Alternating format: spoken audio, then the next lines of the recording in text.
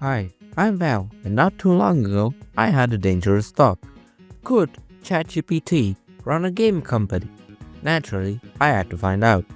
This is the chaotic story of how I used my ChatGPT bot, Nova, to play Mad Games Tycoon 2 and witness firsthand what it would do. With that, let us begin.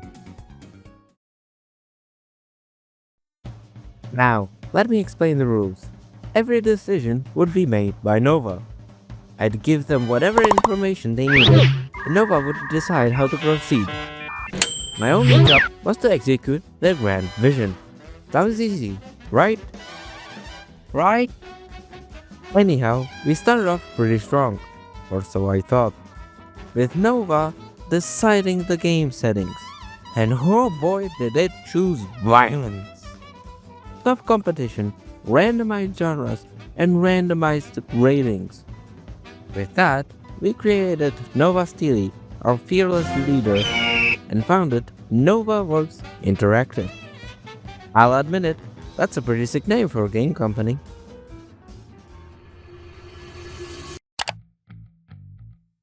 With the preliminaries out of the way, it was time to jump into the game. Nova immediately set up a development room and hired some employees. Things were looking good. Then came the moment of truth, our first game.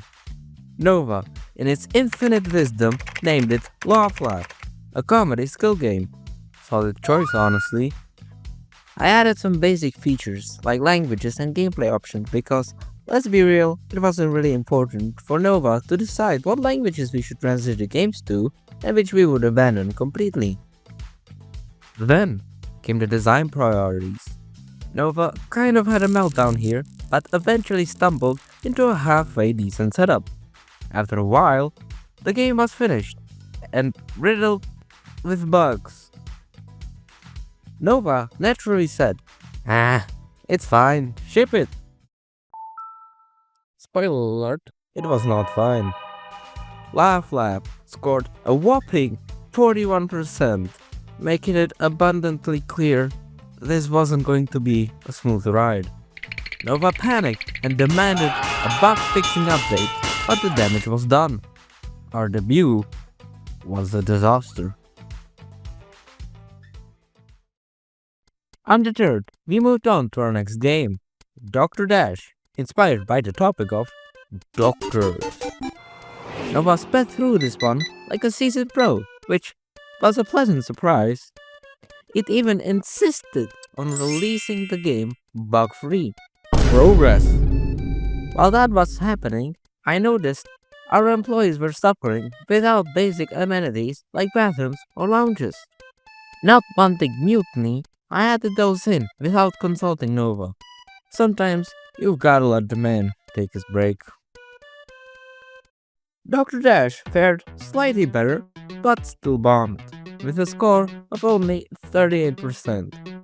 We needed a lifeline, and fast. Enter research. Nova decided we'd research the action genre. Great idea. Except we were basically out of money and already in the red. Nova's solution? Take out a loan.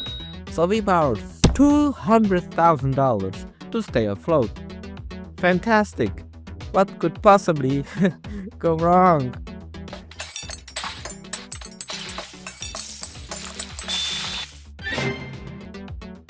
With our shiny new genre in hand, we started development on ER Escapades. We also researched stereo sound for our engine, which we named Action Play Engine, because creativity was apparently on vacation that day.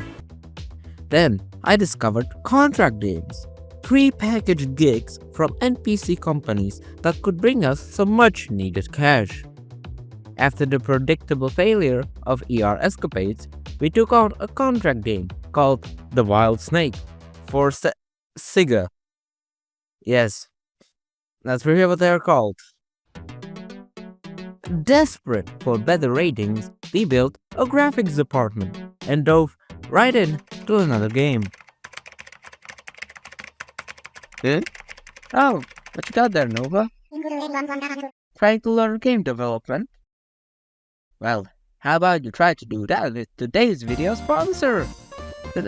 No one. Yeah, this is basically the first video on the channel after all. But you can change that by subscribing to the channel. And if you are enjoying this video, how about dropping a like as well? Now, where are we? Ah, yes. By this point, Nova had leveled up its intelligence and even suggested researching a new topic mid-development. Progress. But we were still running in debt and the IRS was going to be here any minute now. Huh? After the release of Love Riot, we made an add-on, patched it, and even developed some new gameplay features. We took on another contract game, Lost Mirror 3, and for a brave moment, it seemed like we would actually survive. Nova was finally getting the hang of things, and things were looking good. Things were looking nice. And then...